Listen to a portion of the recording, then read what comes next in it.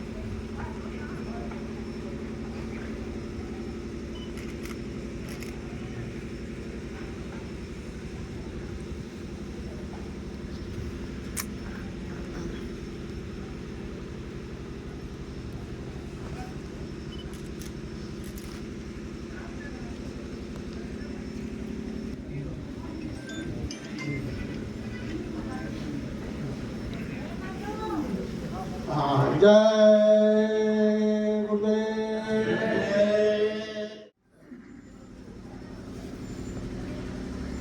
नजर करो मेरी ओर, दया की नजर करो मेरी ओर। निस दिन तुम्हें निहारो सतगुरु, निस दिन तुम्हें निहारो सतगुरु। हार के नजर करो मेरी ओर, जैसे चंद्र चकोर में हर की नजर करो मेरी ओर।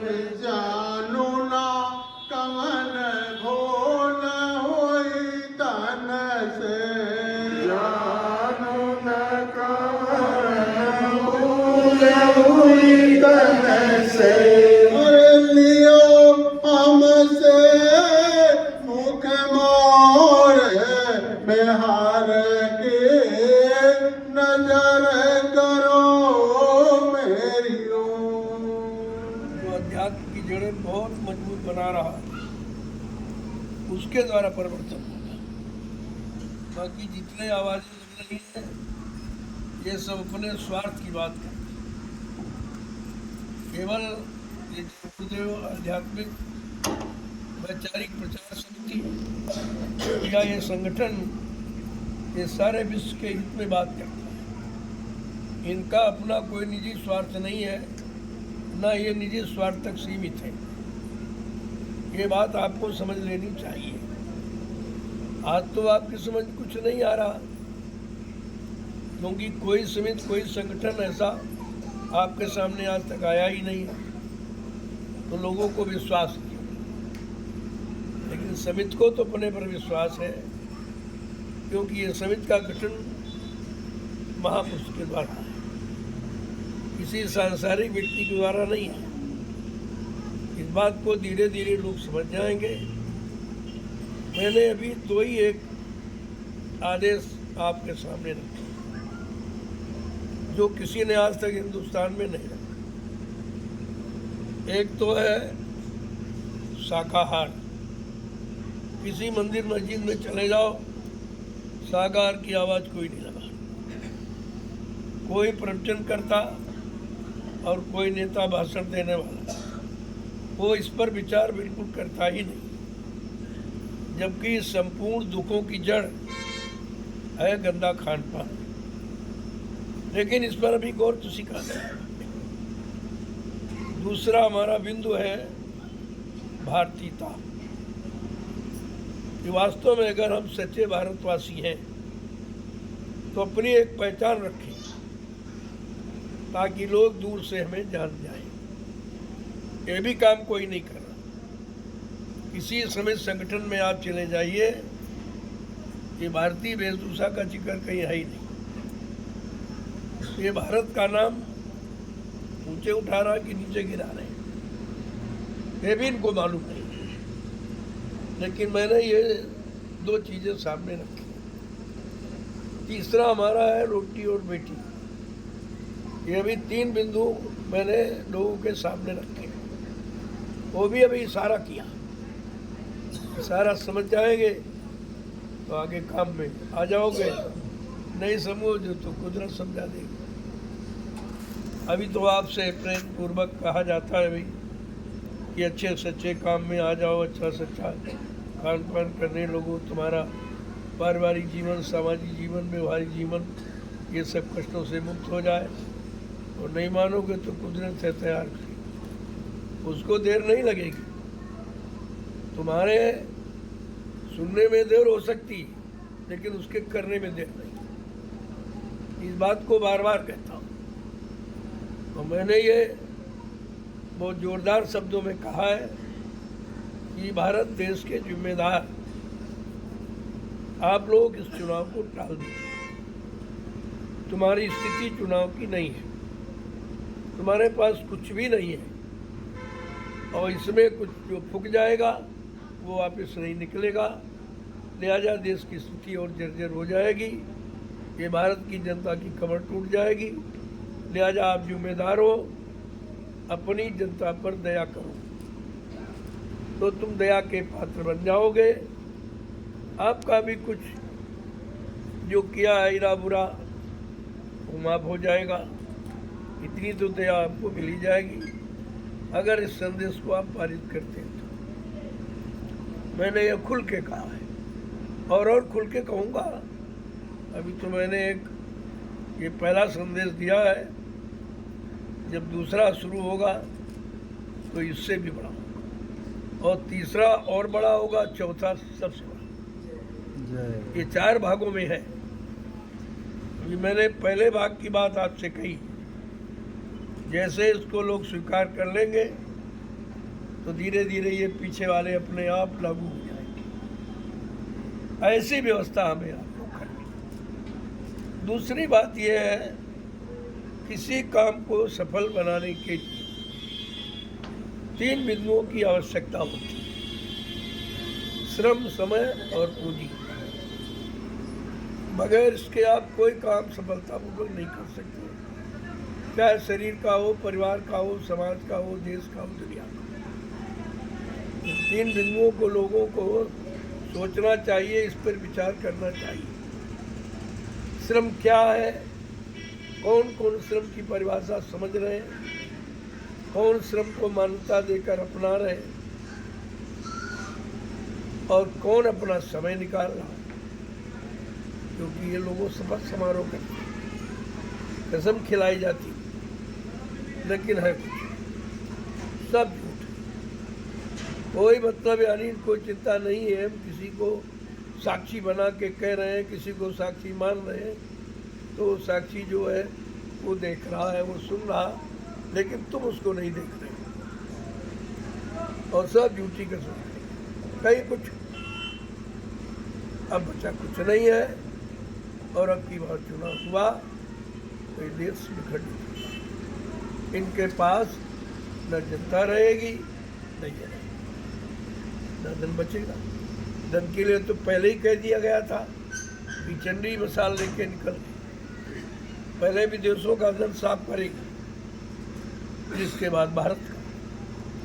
कहा चंडी एक देवता है, तुमने देवता को नाराज कर दिया, तो अब वो काम धीरे धीरे हो रहा। सबकी समझ में आ रहा कि पैसा कहाँ जा रहा। वो कोई बंदी योजना हो, लेकिन पैसा खत्म हो। कोई योजना।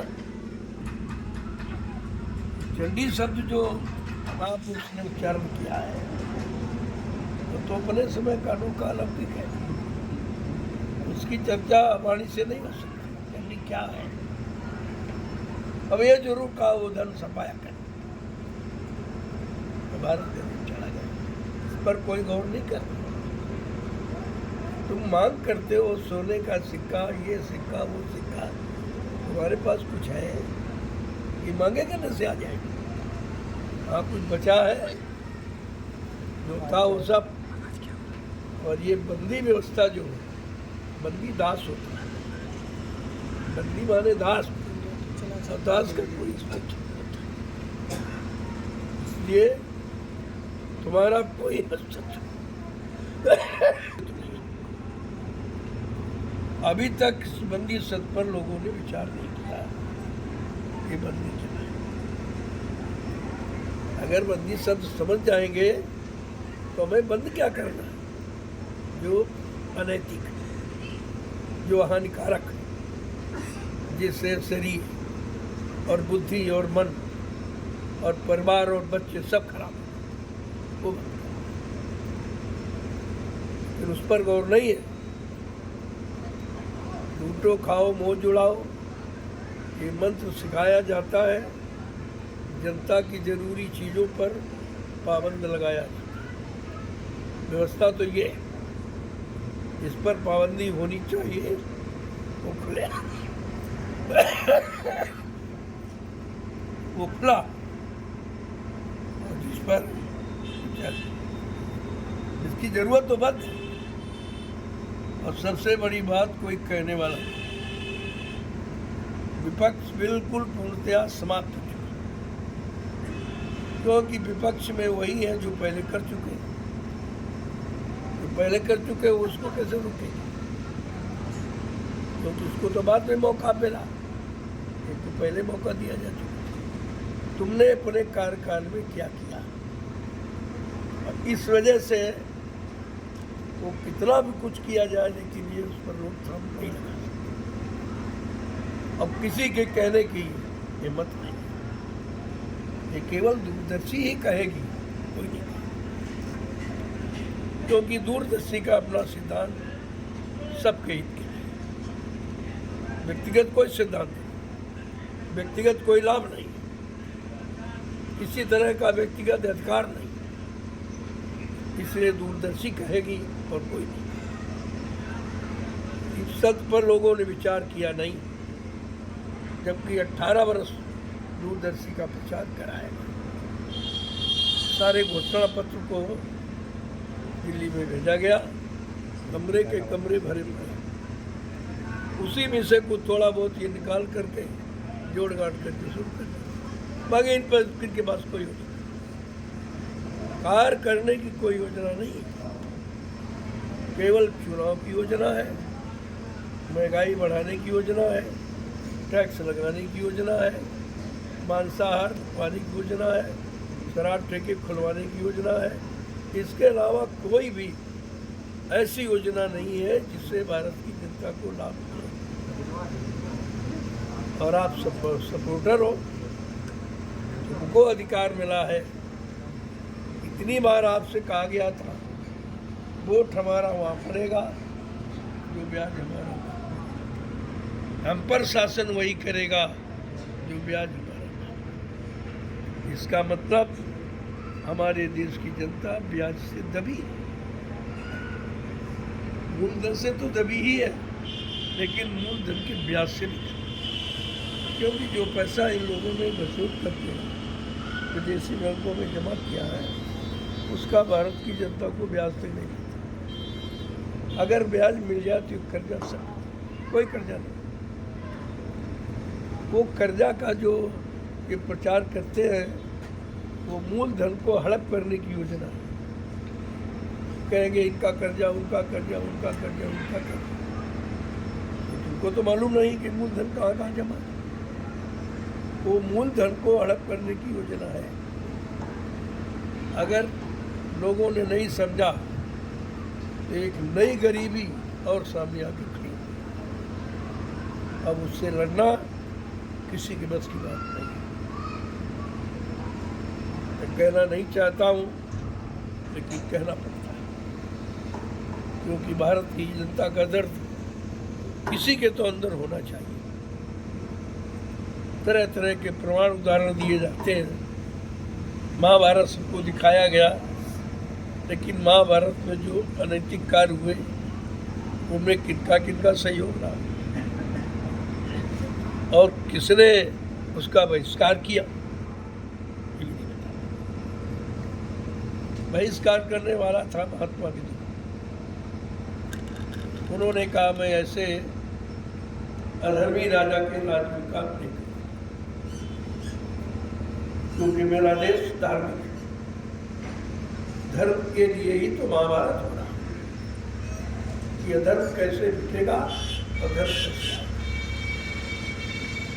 तो महात्मा विदुर ने केवल कहा, बाकी कोई नहीं बोला, और सब सजा के भागीदार।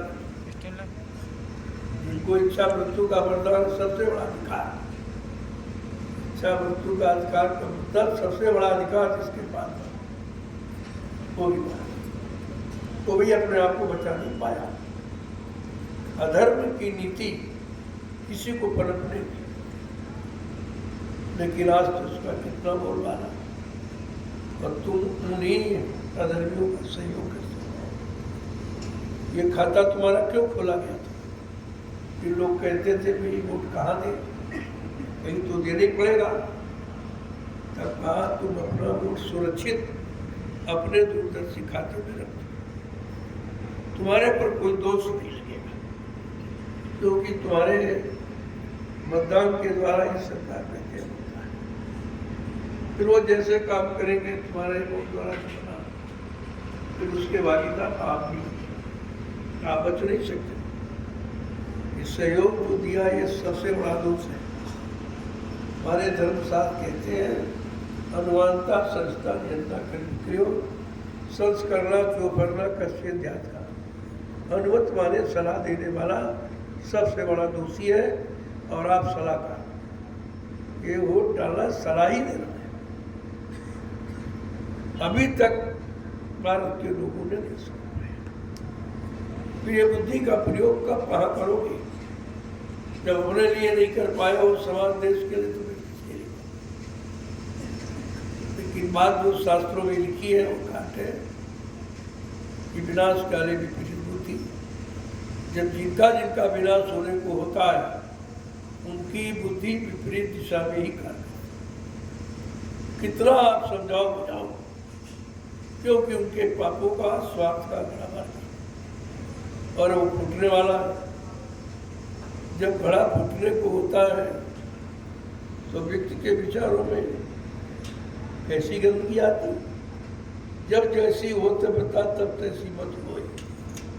काल रेख की लेख को मेट सके, वो मती ऐसी हो जाती क्योंकि वो अपराध की सजा पाने वाला। यदि महात्मा चाहते हैं कि अपराध की सजा इसको न मिले, लेकिन मान लेगा तब तो न मिलेगा, मानने के लिए तैयार है। लेकिन वो कहते हैं कि भाई मैं जानता हूं कि आप नहीं मानोगे, लेकिन मैं बताऊंगा जो, क्योंकि मैं उसका परिणाम इल्जाम सब जानता हूं। इसलिए उस समय से किसी चीज को छिपा के नहीं रखता। और इतना कोई कह नहीं सकता, इतना सत्य कोई नहीं कह सकता, किसी कीमत नहीं। जब सत्य में डर है तो हिम्मत कहाँ, बल कहाँ चला गया, तो सत्य कहाँ चला गया। सत्य नहीं कह सकते, इसलिए तो डर गए। और यही स्थिति इस भारत देश की जब जब बनी तब तक ये गुलाम हुआ। यही स्थिति थी जब हिंदुस्तान पर 350 वर्ष मुसलमानों ने टोक दी, अब तुम्हें गुलाम बना के रखा, कुछ नहीं करना, तुम्हारे धर्मस्थलों में प्रवचन कर, इधर उधर सब मतलब यानी कोई चीज तुम्हारी छोड़ी नहीं।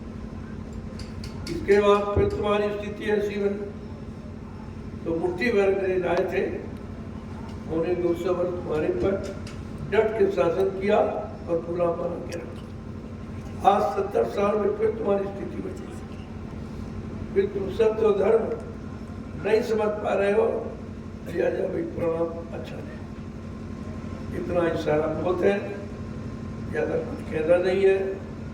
तुमको रास्ता मिला है परमार्थ का, नाम की कमाई करो, तो क्या आपको बताया जाए उसको निशाना बनाकर, उसको निशाना बनाकर जो मन से कहा जाएगा वो आगे होने वाला है। जो नहीं होने वाला वो उसको कभी नहीं करते, कि हमारा मतलब उससे नहीं, जो होगा उसी को कहा जाए। अगर कह दिया जाए फला तारीख को होगा तो तुम्हारा तो हार्ट अटैक ऐसे ही होगा। अगर इस परिस्थिति के बारे में बता दिया जाए तो तुम्हारा हार्ट अटैक हो जाएगा, ये रहे हमारा सब चला जाएगा, कुछ नहीं रहेगा, ये हो जाएगा, वो हो जाएगा। लेकिन आपको समय से मौका दिया जाए कि अभी तुम अपनी एक एक कमाई पाई परमार्थ में लगा सकते हो, ये तुम्हारे साथ जाने वाला सामान है, बाकी कुछ नहीं। ये भी बात समझ में सबके नहीं आई। जैसी कमाई वैसी बुद्धि आई, बुद्धि वैसी ही आती। महात्मा कितना सरल संकेत करें, तुम्हारे सामने कुछ नहीं आता। इसलिए जो मंडल जी ने अभी बताया है, अभी तो इन्होंने कुछ नहीं कहा कि उनको मैंने बताया नहीं अभी कुछ, केवल थोड़ा सा इशारा किया है, उसी इशारे को आपके सामने। ये अपनी तरफ से कुछ नहीं कहते, न करते। जो कोई सोचता नहीं, कोई मन उठता है, ऐसा नहीं। जो आदेश मिलता है उसी का पालन। एक जनसेवक होते हुए समित में सबसे ज्यादा समय देते, की नौकरी बात पूरे उत्तर प्रदेश में, पूरे भारत में सब, लेकिन फिर भी समित के कार्य में आप बुला दो, वहाँ पहुँच जाएंगे, वहीं से फिर अपनी ड्यूटी पर चले। बैंकों का निरीक्षण करते हैं सबका, और जब सबका करते हैं अपना नहीं करेंगे, वो भी तुम्हारा है, भी तुम्हारा, वो भी देश समाज के हित में और ये विश्व के हित में। ये बहुत बड़ी चीज है। आज आपको छोटा मालूम दे रहा है कि वो छोटी व्यवस्था, छोटी नहीं विस्तृत, यही लागू है। इसके अलावा किसी के पास यानी लागू करने के सिद्धांत ही नहीं है, तो लागू क्या किए जाए? तो आप समझिए, किसी को किसी तरह की कोई बात कहनी है तो आप बैठक के बीच आ कहेंगे, इधर उधर नहीं कि वो आलोचना आपके पाप का कारण बन जाए। वो भी पाप, सबसे बड़ा पाप, कि जो हित में कार्य हो रहा है उस कार्य के बारे में शंका संदेह उल्लंघन करना तो महापाप। समझने की कोशिश करो और काम करने के लिए तैयार। बहुत पहले आपसे कहा गया था समय आ रहा है, तैयारी कर लो, काम करना है, काम होना है। अगर तुम नहीं करोगे तो कहा मैं तो भूतों से काम करा, फिर कलयुग में भूतों का इतिहास बनेगा तुम्हारा। इसलिए अपना इतिहास बनाना चाहते हो, केवल निमिष मात्र खड़े हो, काम तुम्हें कुछ नहीं करना, केवल अपनी जगह पर दृढ़ता मजबूती के साथ खड़े रहना है। बड़ी आंधियां तूफान आएंगे, घूमोगे, झुकेंगे, लेकिन अपनी जगह बैठना। बहुत पेड़ कमजोर हैं, गिर जाते हैं, और बहुत झूमते रहते, खड़े रहते, कोई फल नहीं देते। गिर जाने वाला फल नहीं दे सकता, कोई फल नहीं। दूरदर्शी ऐसा पेड़ है जो सारे विश्व को छाया और फल देगा। छोटी मोटी चीज नहीं है, ये महात्माओं का शोध है कि आखिरकार सृष्टि को लाभ कैसे पहुंचाया जाए। पूरी सृष्टि के लाभ की उतना ही लोग तो भी उसको राजनीति पक्ष में समझते हैं। मैं कहा तुम राजनीति भी नहीं जानते, तुम भ्रष्ट नीति को राजनीति कहते हो, तुम्हारे कहने से राजनीति थोड़ी हो जाएगी। जब तक राजनीति की स्थापना नहीं करो, और नीति की स्थापना संत महापुरुष कहते हैं। जब संत महात्मा नीति की स्थापना कर देंगे तब राजा राज्य करेगा। अगर नीति नहीं है तो राजा स्वयं नीति का निर्माण नहीं कर सकता, ये उसके बस की बात नहीं। इसलिए हर युग का इतिहास कहता, इतने यहाँ पर राजा सम्राट महाराजा आए, सबने अपने अपने गुरु को आगे रखा। गुरु माने सलाहकार, गुरु माने ज्ञान, जो सबके लिए सच्चा ज्ञान, सबकी सुख शांति का रखता वो गुरु। ये दान दक्षिणा लेने वाला गुरु नहीं, सुख शांति थे। तो आपको तो इस पर विचार करना चाहिए। संदेश तो आप लोग, मैं तो पूरे भारत में खुद ही दवा कर रहा हूँ। कुछ लोग आए चले गए, आए चले गए, आए चले जाएंगे। हमने भाई अपने आप से पूछ के काम शुरू किया, जो तुम्हारे न रहने पर बंद कर। मैंने जिस काम को शुरू किया है वो काम करके ही मानेंगे। अगर आपका सहयोग है तो आपका नाम हो जाए, जैसे अन्य भक्तों का अन्य युगों में नाम हुआ, सहयोग किया। तो इसलिए इस कलयुग का भी भक्तों का इतिहास बनाना चाहते, इसलिए आपको शामिल किया जा रहा। तरह तरह की योजनाएं, प्रबंध कार्य करने का मतलब बहुत विस्तृत है। सारे विश्व का प्रबंध, सारी समस्याओं का प्रबंध, सारे दुखों को निवारण का प्रबंध, एक चीज नहीं है। अभी केवल प्रबंध सब मैंने आपको दिया, लेकिन इसकी विस्तृत योजना नहीं की है। लेकिन धीरे धीरे सालों में आप समझ जाओगे कि तुम्हारा प्रबंध, तुम्हारे परिवार बाल बच्चों का प्रबंध, तुम्हारी मानव समाज का प्रबंध, तुम्हारे विश्व में रहने वाले सारे देशों के लोगों का प्रबंध, ये छोटा मोटा प्रबंध सत्य नहीं, बहुत बड़ा है। क्योंकि प्रबंध कार्यवाही आज तक किसी ने बनाई नहीं। हमारा जो भी कदम उठेगा वो बिल्कुल अलग था, जो कभी यहाँ किसी ने किया ही नहीं। वहां तक उसकी बुद्धि ने सोचा ही नहीं, और सबके सामने हो रहे हैं। अब तो वही नकल करना चाहिए, लेकिन हमारी योजना की नकल करने की तुम्हारे नकल नहीं है, नकल भी नहीं कर सकते। लोगों कुछ पर तब सोचो तो सबके हित में कह रहा हूं। आलोचना तो मेरा है ही नहीं, संत मत में आलोचना सत्य बना ही नहीं। अब सत्य कहना, जनहित में कहना, सबके कल्याण के लिए कहना, ये भी मतलब आलोचना। इसका मतलब कि पढ़े लिखे लोग आलोचना की परिभाषा नहीं जानते।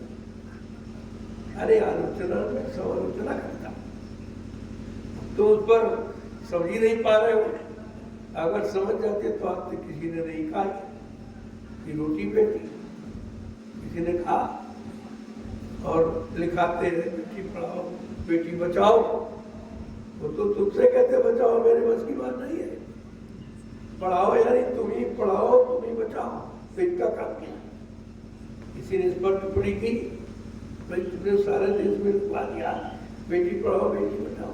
अरे उसके बाद पहले तो ऐसे पढ़ाए, तुम्हारे पहले से पढ़ाएगा, और नहीं तो नहीं पढ़ा पाए, तुम्हारा लिखा झूठ हो जाएगा। तो ये परम उपदेश कुशल होते हैं, जय आचरण थे न लगने, ये सब उपदेश चलते ही रहते। ये है उपदेश, और तुम्हारा है सत्य देख जाने का संदेश, बिल्कुल अलग। ये है कि जब तक शरीर स्वस्थ निरोग नहीं रहेगा, आप सतलोक जाने वाली साधना कैसे करोगे, नाम की कमाई कैसे करोगे। इसलिए पहली समस्या का हल है पारिवारिक सामाजिक समस्याओं का समाधान। वो तुम्हारी समित करती कोई नहीं। सब लोग नाराज हुए कि आपने मंदिर मस्जिद के सारे कार्यों को रुकवा दिया। गलत है, मैंने रुकवा नहीं दिया, मैंने सही तरीके से उनको चलवा दिया।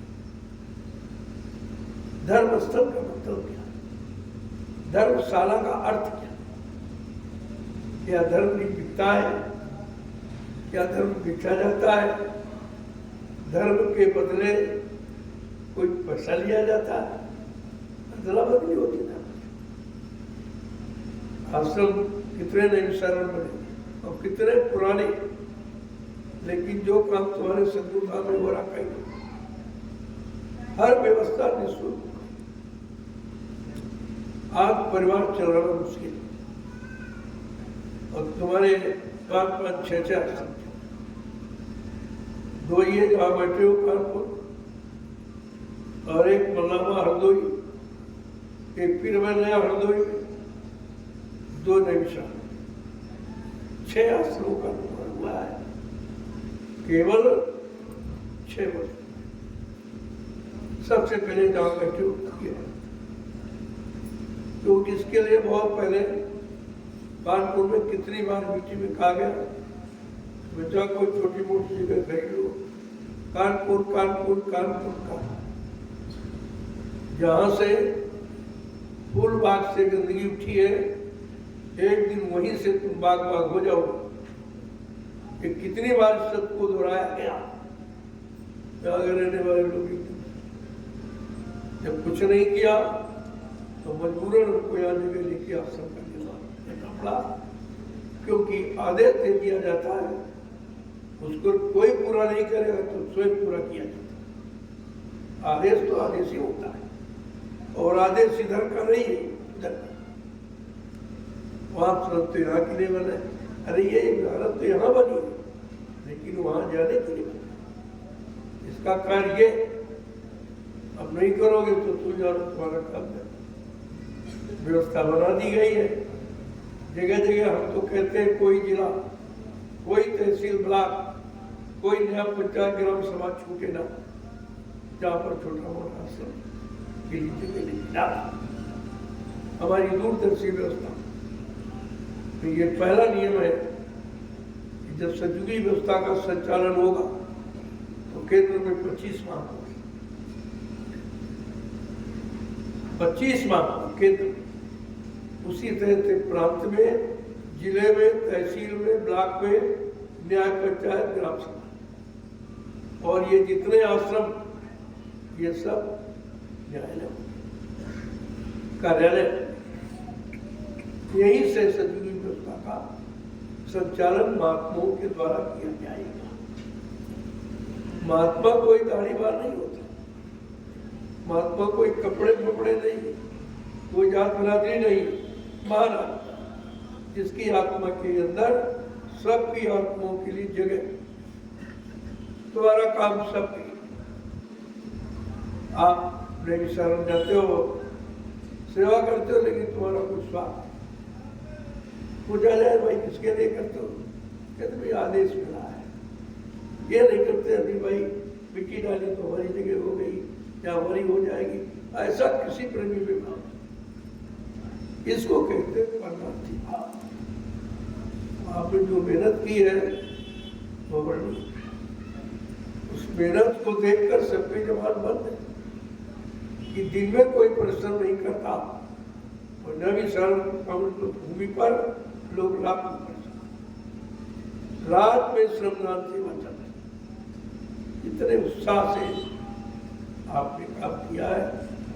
ये समय का युग का छोटा काम नहीं है जहाँ लोग कुछ करना ही नहीं चाहते और वहां तुम कर रहे हो। घर में अपने तुम भी नहीं करते हो, लेकिन आश्रम भी करते हो, क्योंकि आश्रम का निशान तुम्हारा परमात्मा। इसलिए जो टोलियों का गठन किया गया है, मैंने बहुत पहले इशारा किया था कि 11-11 की टोलियां बना दीजिए, आपका काम सरल हो जाएगा और सबको सेवा का मौका मिल जाएगा। आगे आने वाली भूमिका व्यवस्था के लिए ये लोग सब यानी मतलब शिक्षित हो जाएंगे। इसलिए जो भी इशारा हो उसको आप छोटा संकुचित दायरे में कभी मत सोचिए। परमार्थ का रास्ता बहुत विस्तृत है, क्योंकि वो सब किसी एक व्यक्ति जाति के लिए नहीं होता। और यहाँ परमार्थ कोई करना नहीं चाहता, कहीं चले जाओ, सब जगह व्यापार घुस गया, सब जगह व्यापार, चाहे धर्म का हो, चाहे राज का हो, परिवार का, समाज का, सब। तो आपको जो कि बताया गया जो शेष है उसको जबरदस्ती से कहूँगा, एक एक बार खोलकर सबके समक्ष रख दो। किसी के अंदर कोई बात किसी का संदेह न जाए।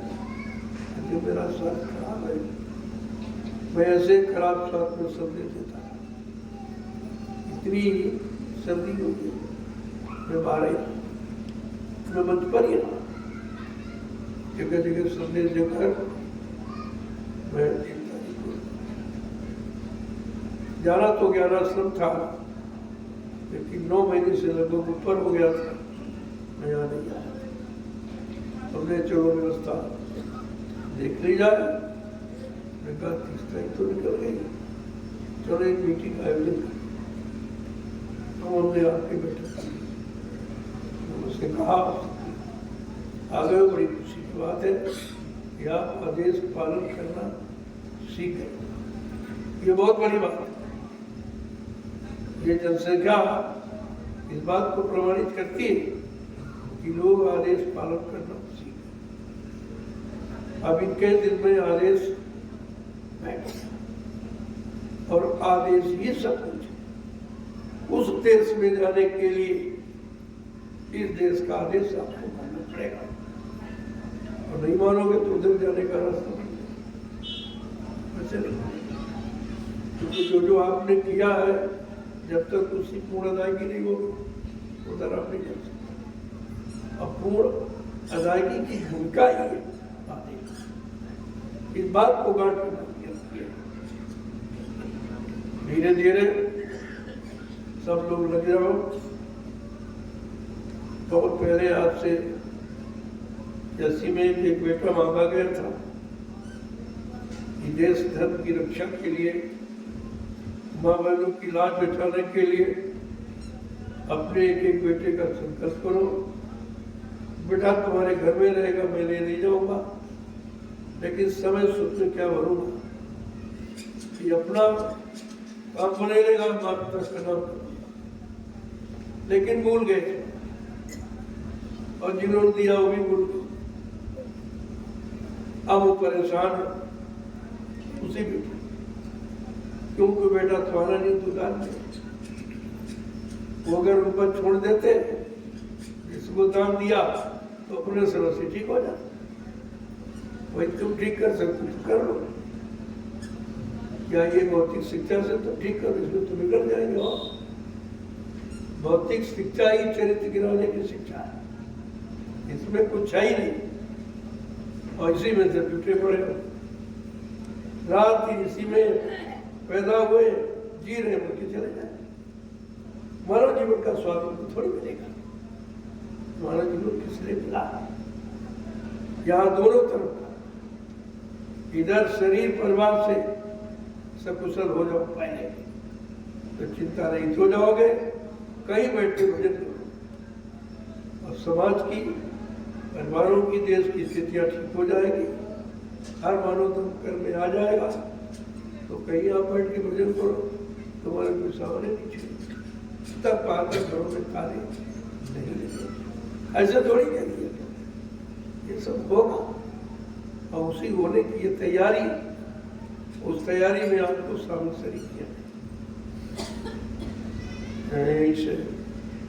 मेरा स्वास्थ्य ठीक नहीं, जो कुछ और कहना हमारे समाचार कह दीजिए, ताकि मैं भी उसमें गवाह बन जाऊँ। भाई नहीं, इन्होंने हमारे सामने कहा था, ये झूठ नहीं है। इनकी बात जब भी कोई संदेश आवे, इन 15 व्यक्तियों के द्वारा, वो संदेश मेरा नहीं, ये अपनी तरफ से कुछ नहीं, क्योंकि इनको कहना मालूम नहीं क्या कहेंगे। अब जो देख रहे हैं वही तो कहेंगे, लेकिन जो देखा गया वो कहा जाता, और तुम जो देख रहे हो वो कह, बस यही अंतर, इसी को समझना। इन आंखों का देखा, झूठे कानों को सुना भी, इसलिए झूठ से थोड़ा साटो और अंदर की तरफ और सच्चाई का खजाना चलो। वहां का बयान किया वो अनुभव हो गया, आत्मा केवल अनुभव करती है, आत्मा भाषण देती नहीं, बोलती नहीं, जानते बात। इसलिए सब मन में कहना मुश्किल, जो आदेश दिया जाए उसको दोहराना, अपनी तरफ से जोड़ना। अगर जोड़ दोगे तो जिम्मेदारी तुम्हारी हो जाएगी, और तुम कर पाओगे नहीं तो दोष लग जाएगा। तो ऐसा काम ही क्यों करो जब आपको सब बता दिया जाता है, इतना को इतना को इतना को, बस तुम्हें पाओ कि भाई वो चला जा रहा, वो आने वाला जाने तो नहीं, ये तो सफर वाला जीवन ही भाई है, आएंगे जाएंगे आएंगे नहीं। हाँ, जो रुक जाएंगे कुछ पा जाएंगे, कुछ कर लेंगे, अपना बाप बना लेंगे, उसका क्या, वो तो कर्म प्रधान है, कर्म तो आपको करना ही। यहाँ की सुख शांति पाने के लिए यहाँ के शरीर से मत बुद्धि से चित्त से काम किया जाए, कराया जाएगा, और बाकी वहाँ के लिए शास्त्रों से काम। हमारा तो दोनों काम सफल।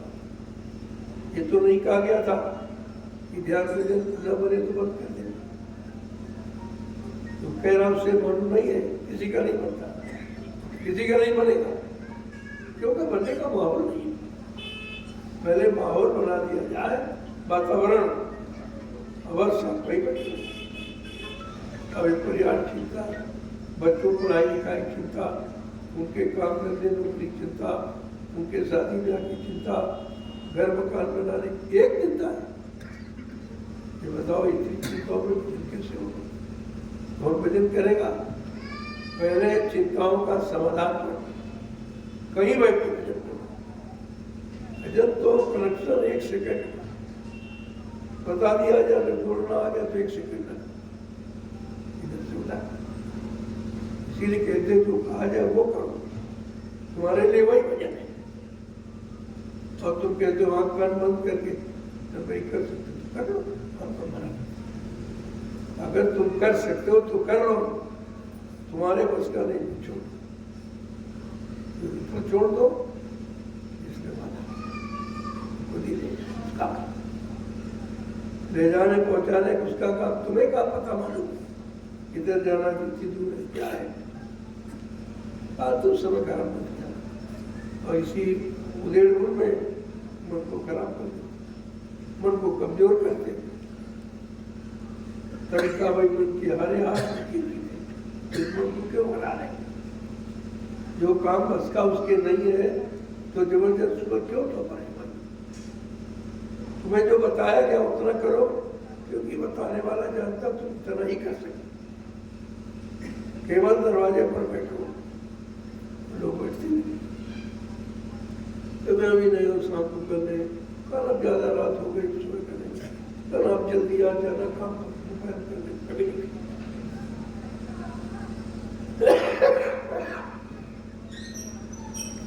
काल मुकुट करने वाला कभी कर ही नहीं सकता, इसलिए टाइम टेबल बना दो, हर चीज का टाइम टेबल बन जाता है। लोग भोजन भजन व्यायाम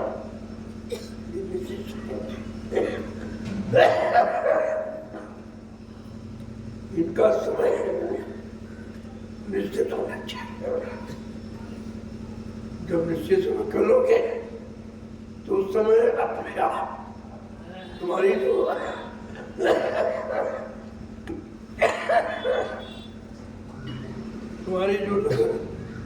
लगन है वो पक्के होते। जय गुरुदेव, जय गुरुदेव, जय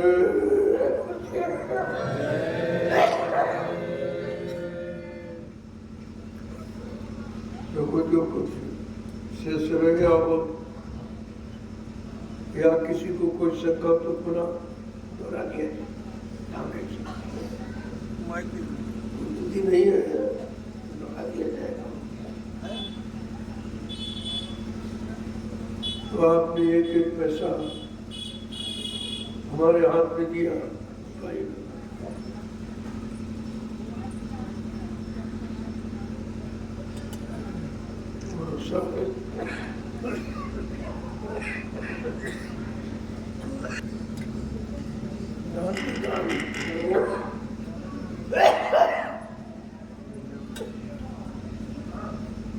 दान का मतलब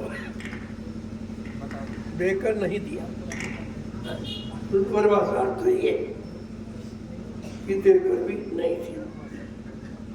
ऐसा भाव है तो अहम भाव नहीं, मनुष्य कोई चिंतन नहीं करेगा, पाप के आध्यात्मिक रास्ते में तो बाधा। मैंने कोई संख्या निर्धारित नहीं से जो अभी तक मथुरा में आपने दिया है, तो लोग क्या क्या बात सेवा देते थे, वो गई काम। तो मथुरा का कोई सामान प्रयोग किया, कोई गाड़ी घोड़ा कुछ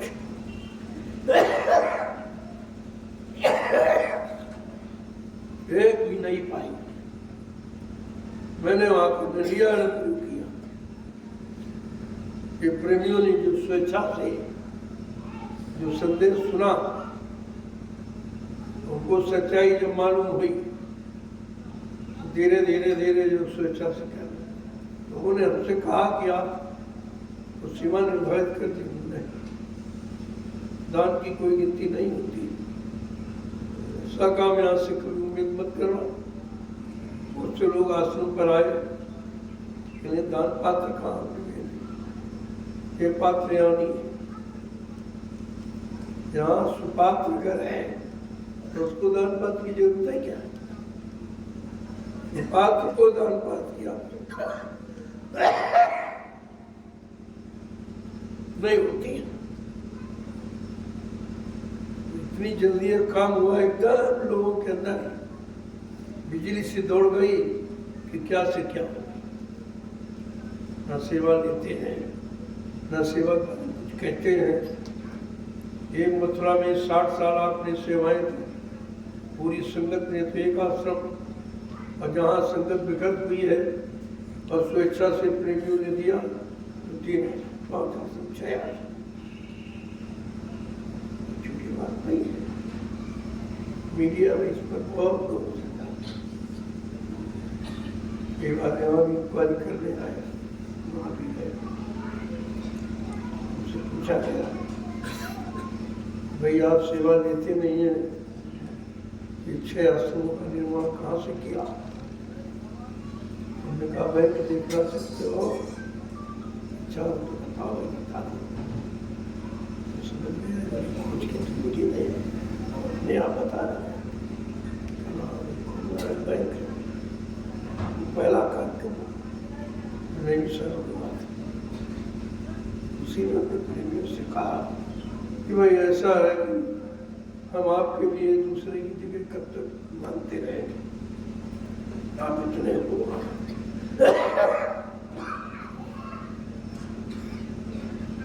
क्या अपने बैठने के लिए जमीन नहीं बना सकते, बस उतने का।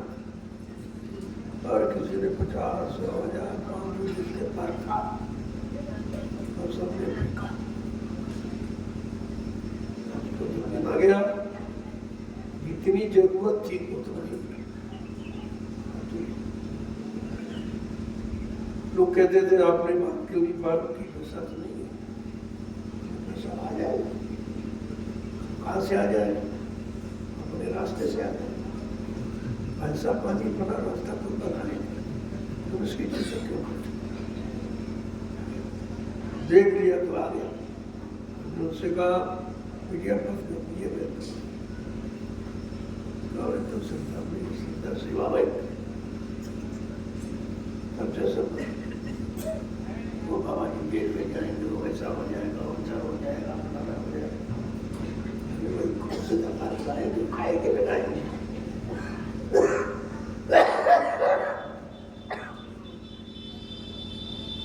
मेरे नाम 1 इंच जमीन, न मेरा कोई खाता है पैसे, मैं जैसा बैठा हूँ पैसे, और ये भी तुम्हारा सब दिया, कुछ नहीं पता, अपना कुछ है ही नहीं, इसलिए मैं कभी तुम्हारा दिया अपना नहीं समझता। हाँ, लगाना अपना कर्तव्य समझता हूँ, लेकिन अपना इसी तरह आप लोग रहो, निश्चित रहो, काम हो जाएगा, काम हो जाएगा। लोग इस पर बड़ा तर्क करते हैं, बड़ी खोज करते हैं, लेकिन बातें कुछ है नहीं तो बात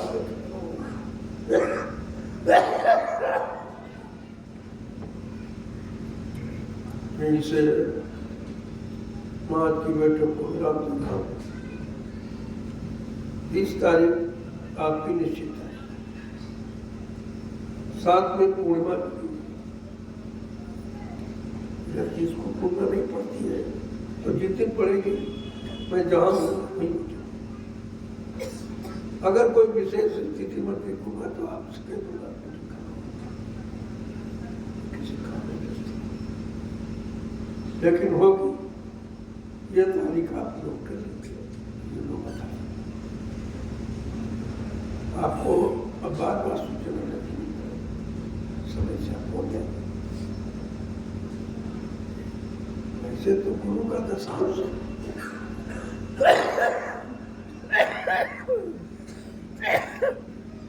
तुमसे केवल एक दिन मांगा जाए,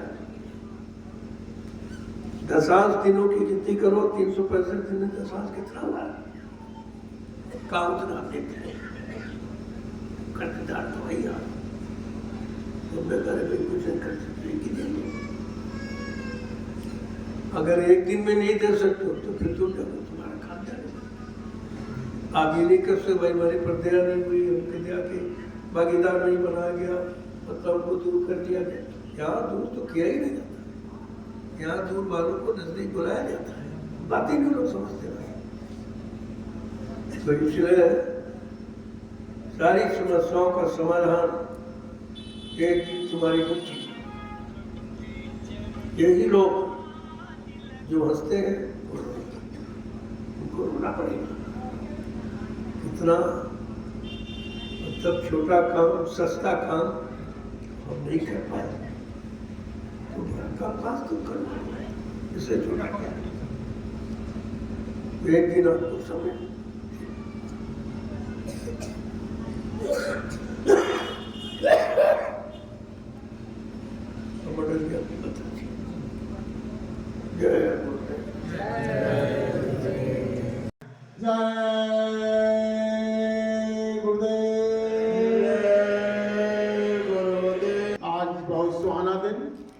प्रकृति देखिए खिली हुई प्रकृति है और आज का दिन बहुत ही सौभाग्यशाली और राष्ट्रीय मीटिंग आज यहाँ हमारे गबराहा आश्रम पर संपन्न हो रही है, जिसके लिए हम आप सबका आभार व्यक्त करते हैं।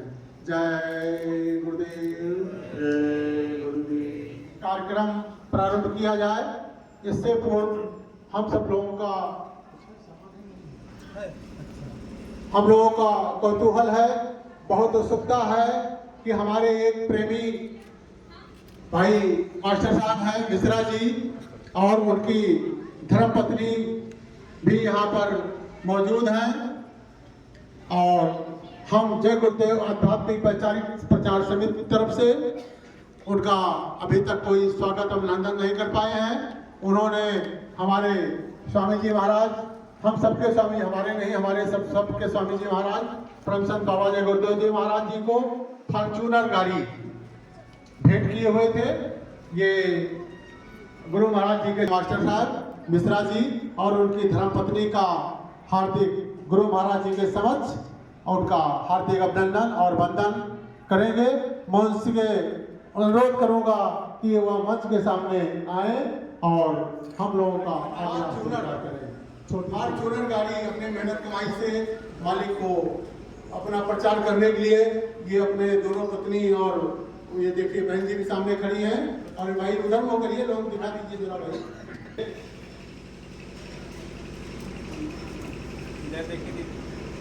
उसमें भी इनका पूर्ण योगदान रहा, इसलिए हम लोग इनका जय गुरुदेव के साथ अनुरोध करेंगे इनका स्वागत के लिए।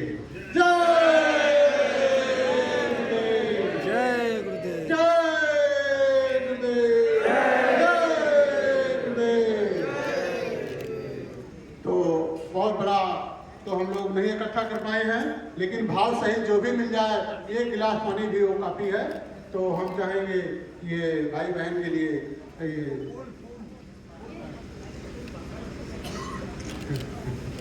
समित की तरफ से हो रहा है, बाबा जी की तरफ से। हाँ, बाबा जी सद्बुद्धि दिए तो अच्छी बात है आप लोगों को। और जय,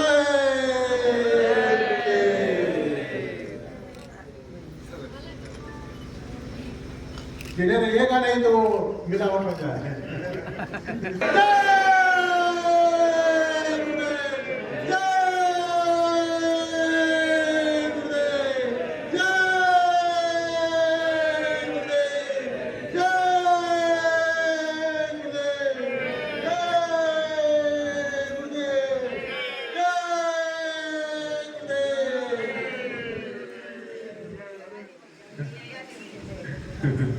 सुमी तरफ से आपका स्वागत सम्मान करके और संगत का काम पूरा निभा रहे हैं।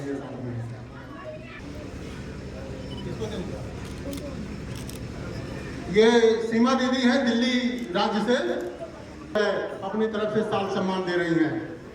जय गुरुदेव।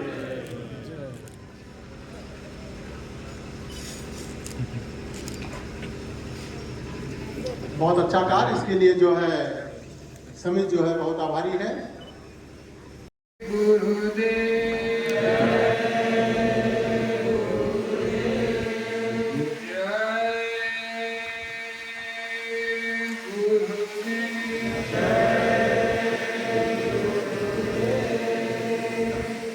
सर्वप्रथम परम पूजनीय स्वामी जी महाराज के पावन चरणों में कोटि कोटि प्रणाम।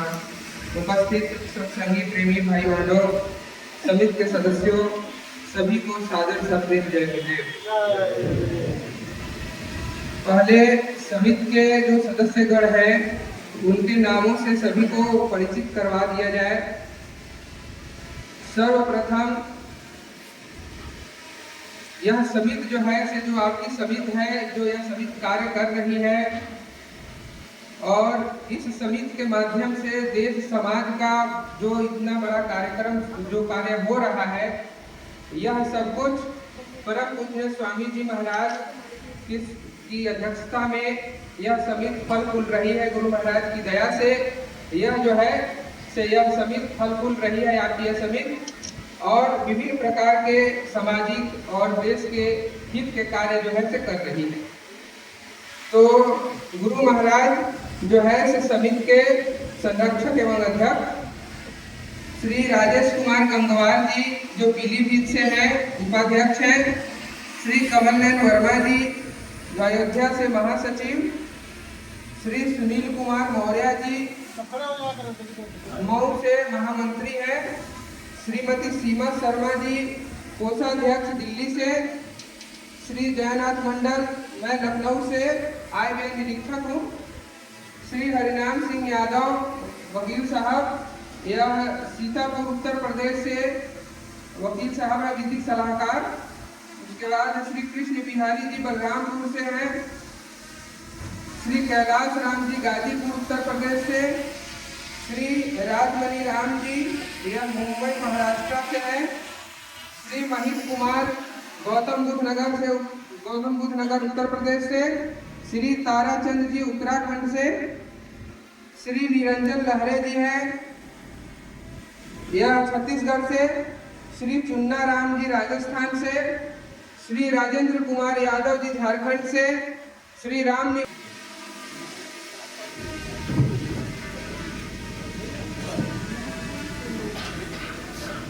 श्रीवास्तव जी आजमगढ़ से। श्री सज्जाद हुसैन लखनऊ से वकील साहब हैं। श्री धीरेन्द्र प्रसाद बलिया से। श्री गंगा राम जी बस्ती से हैं।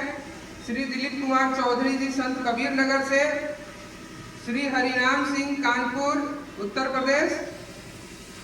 श्री वीरेंद्र प्रताप सिंह सीतापुर उत्तर प्रदेश। श्री अजय शंकर प्रसाद श्रीवास्तव पूर्वी चंपारण बिहार। श्री चंद्रधन सिंह रोहतास बिहार। श्री गोविंद बसु पश्चिम बंगाल। श्री धनीराम वर्मा झारखंड। श्री पंकज कुमार वर्मा शहडोल मध्य प्रदेश। श्री राजू पाल छतरपुर मध्य प्रदेश। श्री छोटेलाल फूलचंद गुप्ता महाराष्ट्र। सुरेश चंद्र बनवारी तिवारी महाराष्ट्र से है, श्री सुरेश मदन लाल शर्मा महाराष्ट्र से, श्री आदित्य कुमार प्रजापति गुजरात से, श्री सिद्धू मणि पटेल कटनी मध्य प्रदेश से, श्री अशोक कुमार हरियाणा से, श्री हरदेव मणि त्रिपाठी देवरिया उत्तर प्रदेश से, श्री मंगल देव यादव पटना बिहार, श्री शंकरलाल वर्मा कौशाम्बी उत्तर प्रदेश, श्री रामपाल जी पीलीभीत उत्तर प्रदेश। यह जो है से आपका 42 आदमियों का यह समिति है। 42 आदमियों की सदस्यता में यह समिति अभी कार्य कर रही है। अगर किसी भी कोई ऐसा सदस्य जिनका नाम छूट गया हो, ऐसे सभी नाम पढ़े गए हैं, तो वह कर सकते हैं। देश में प्रबंध कार्यकारिणी के गठन का जो है से मालिक मौज फरमाए। तो जो प्रबंध कार्यकारिणी का गठन हुआ है और प्रबंध कार्यकारिणी के गठन के बाद में जो टोलियों का गठन का आदेश मालिक दिए, जो प्रबंध कार्यकारिणी को पहला आदेश मालिक दिए से टोली गठन का, उसका क्या स्थिति परिस्थिति है, इसके ऊपर में थोड़ी चर्चा होगी और आप लोगों के तरफ से जो सुझाव हो और इसको गठन को कितना अधिक और अच्छा तरीका से किया जा सके, ताकि जो है से गुरु महाराज जी की जो दया मौत से यह गठन का आदेश हुआ है उसको हम लोग जल्द से जल्द पूरा कर सके। भारतवर्ष में अभी जो जिले हैं, कुछ जिले इधर में नए बढ़ गए हैं, तो नहीं तो 700 कुल मिलाकर 766 जिले हैं, जिसमें से केंद्र शासित प्रदेश के भी जिले इसमें सम्मिलित हैं। उसमें से 766 जिले में से 103 जिलों में प्रबंध कार्यकारिणी का गठन हुआ है। उस 103 जिलों में कुछ ऐसे जिले हैं जहां पर 1 या 2 प्रेमी ही हैं, और लेकिन जो है से वो जिला के रूप में फिर भी वो गिना जा रहा है। जहां पर प्रेमियों का एक भी फॉर्म आ गया है तो वो जो है से उसमें गिना जा रहा है। तो कुल मिलाकर के 103 जिलों का गठन और फॉर्म 3272 फॉर्म हमारे पास में आए हैं। और उन जिन जिलों में 103 जिले का गठन हुआ है, उसमें से 29 जिले की टोलियां अभी बन गई हैं, जो कि मार्च तक टोलियां लगी हुई है। हर एक सप्ताह में 2-2 टोली जो है ज्ञान आश्रम पर अभी जाती है, सेवा करती है। एक सप्ताह का सबको जो है से मौका दिया जा रहा है। और इसमें एक ही सप्ताह अगर प्रेमी दे रहे हैं तो साल भर बाद ही उनका नंबर लगेगा या नहीं, यह भी संभावना कम है। मतलब हमारे जो है से अगर सारे जिलों की टोलियां अगर बन जाती है तो एक जो प्रेमी है वो उनको साल भर में एक ही सप्ताह सिर्फ समय देना पड़ रहा है। तो यह सबके लिए आसान भी है और सभी जिलों में जितने प्रेमी हैं वहाँ टोलियां बन भी सकती है। बहुत ऐसे जिले हैं जहाँ पर 10-12 जिले मतलब टोलियां बन सकती हैं, उनके लिए कोई बहुत बड़ी बात नहीं है। सिर्फ जरूरत है जो है से इसमें सक्रियता लाने की। कुल जो है से टोलियों की संख्या जो अभी तक मार्च तक बनी है वो 38 है। 38 टोलियों की संख्या बन चुकी है। इसमें से जो 103 जिलों में जो गठन हुआ है उसमें उत्तर प्रदेश से सबसे अधिक है। उत्तर प्रदेश में 75 जिले में से अभी भी, लेकिन बहुत जिले जो कहे हैं से हम मतलब प्रबंध कार्यकारिणी का गठन करना चाहे हैं, लेकिन जिनका फॉर्म हमारे पास में नहीं आया है, उन जिलों का नाम इसमें नहीं लिखा गया है। तो यह जो प्रस्ताव रखा गया था से यह 15 आदमी का जो सदस्य है जो अभी चल रही है उसमें कोई परिवर्तन नहीं करना है। इस बात से सब अगर किसी भी व्यक्ति को कुछ कहना है तो आप कह सकते हैं। तो फिर इसको यह लागू मान लिया जाए। तो जय गुरुदेव ध्वनि के साथ में आप लोग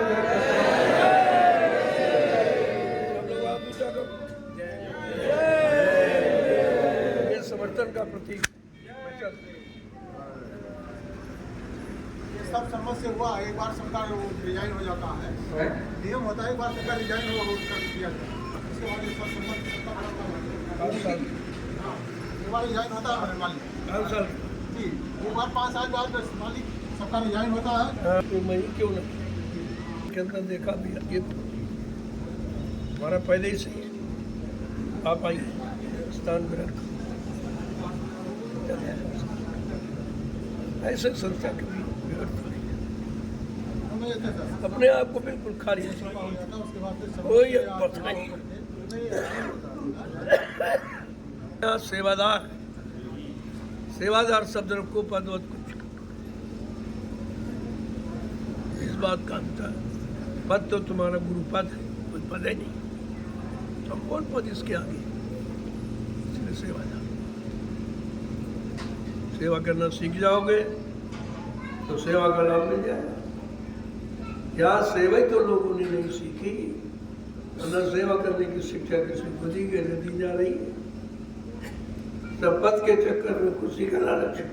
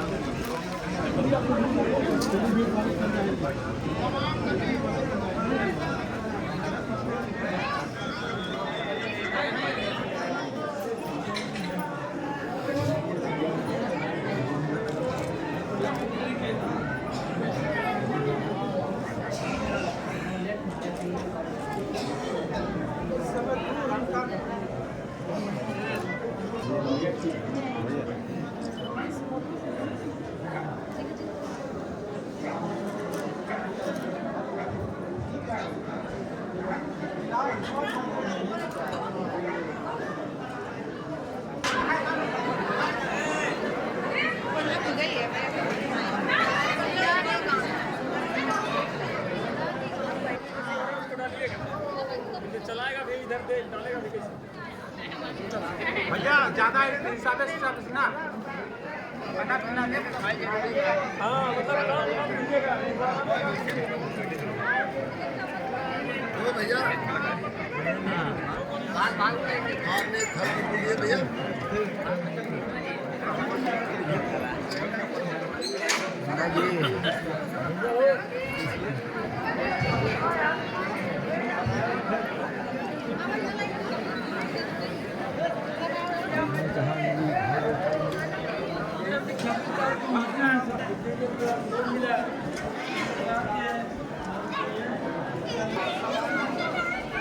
काय भैया हेलो जय गुरुदेव जय गुरुदेव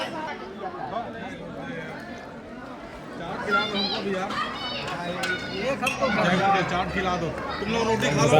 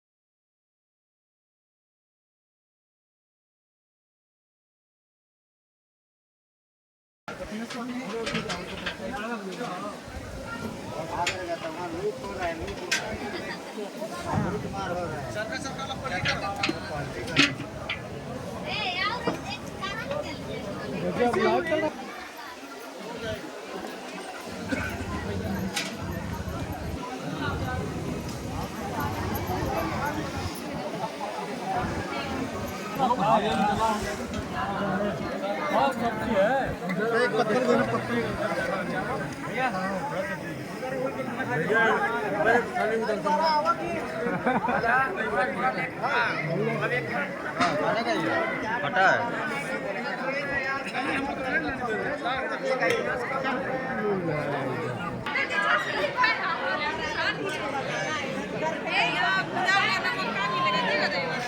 Eh,